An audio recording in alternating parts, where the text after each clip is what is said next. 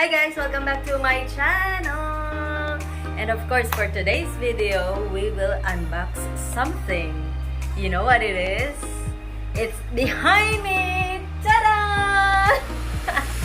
Yes, we will unbox this Panasonic refrigerator. Alright, it's a two-door frozen safe. Okay, so this is the front side. We just bought it last night from SM 30%. Okay, kasi may mga good offers sila kaya binili na namin. Merong 2,000 something na discount plus another 5% discount if you have the snack card. Okay, so what we're looking for, open this and we will show you what's inside this. This is for 20 kg. Panasonic brand and RB6260BD, okay? Inverter, ibig sabihin, matipid ang konsumo sa kuryente. Okay? Let's start it. Ta-da! Ta-da!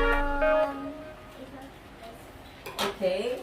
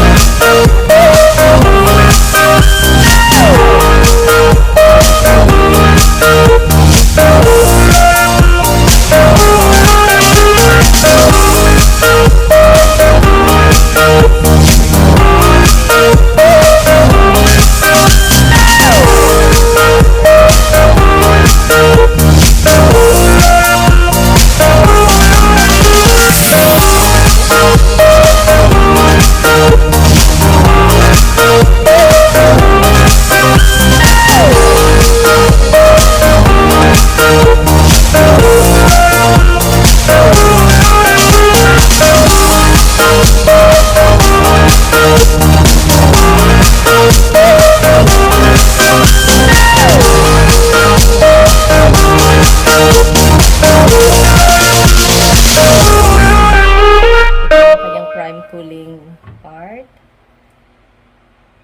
Okay. Saan lumalabas ang lamig? Dito lumalabas yung lamig sa part na to. Yun yung tatlong butas na yon. Bali kasi isa lang yung control nila, yung up tsaka down. Yung pinaka panggagalingan ng lamig doon sa taas tapos dito siya. Although may control din dito ng temperature na doon siya. Kaya ito yung nagustuhan ko kasi itong layer na to is pwede mong i-adjust hanggang dito para makalagay ka ng mga pitchel, mga tone na bottled water, ganun. Tapos, ito yung lalagyan ito yung sa vegetables. Tapos ito yung kanyang lalagyan ng ice cube. Ice cube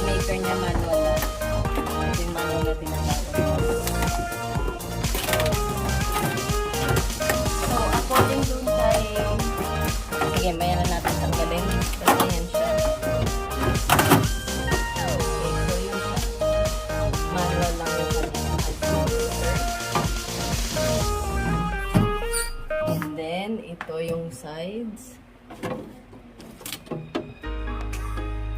And then what is good with Panasonic, meron siyang 12 years warranty.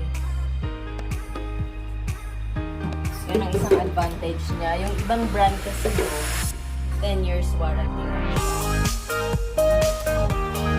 So ito naman sa door side, yan lalagyan ng egg. Another compartment. Kasi ito mataas din. Ito na-adjust ka rin.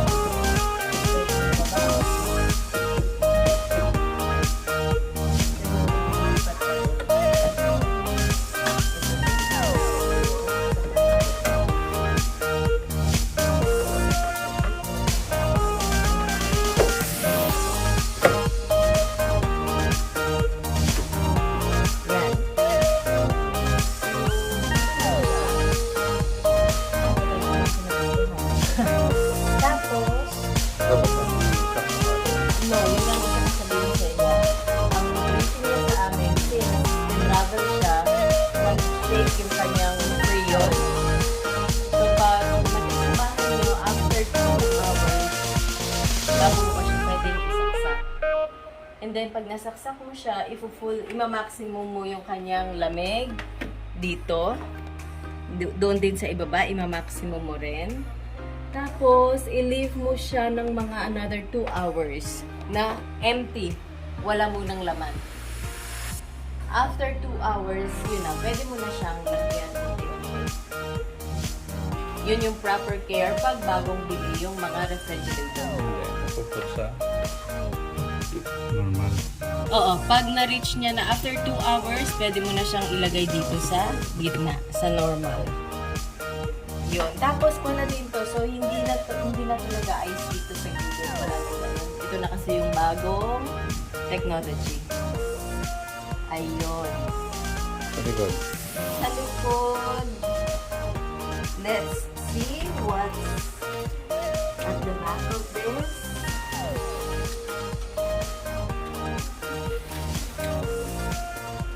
Ayun siya. So, hindi na siya yung normal na ref natin noon na pwedeng patuyuan ng sapatos, ng tuwalya, or anything sa likod. So, ganito na siya sa likod, ano. Yun na. Ito is yung kanyang tagasalo ng dumi. Tubig. Tagasalo din ng tubig. Magkakaroon din daw yan siya ng tubig dyan kapag eventually. Yun. Pero kusa lang din daw matutuyo, mag-evaporate. Saan side ang may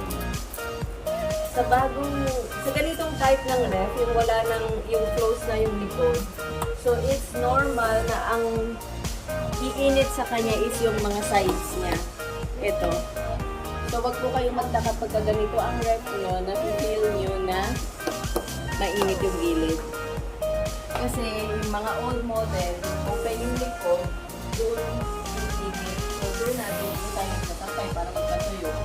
Pero with this new model, yung mga sides yung gilid. Kasi nandito na sa gilid yung kanya. Ang tawag doon?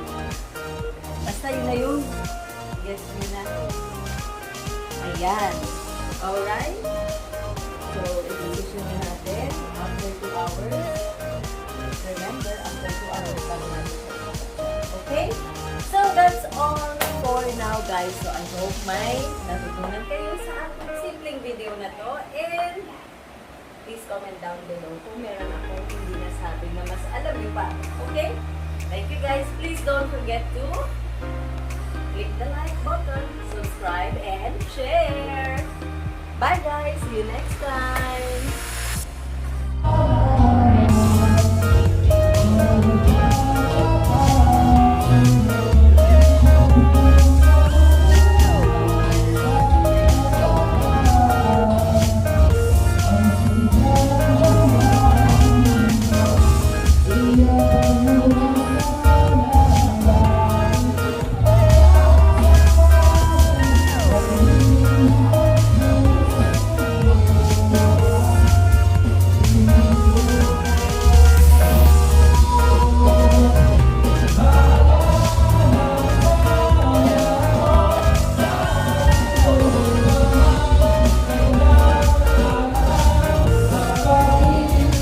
there. I want to see the hive. Stand beside the grass.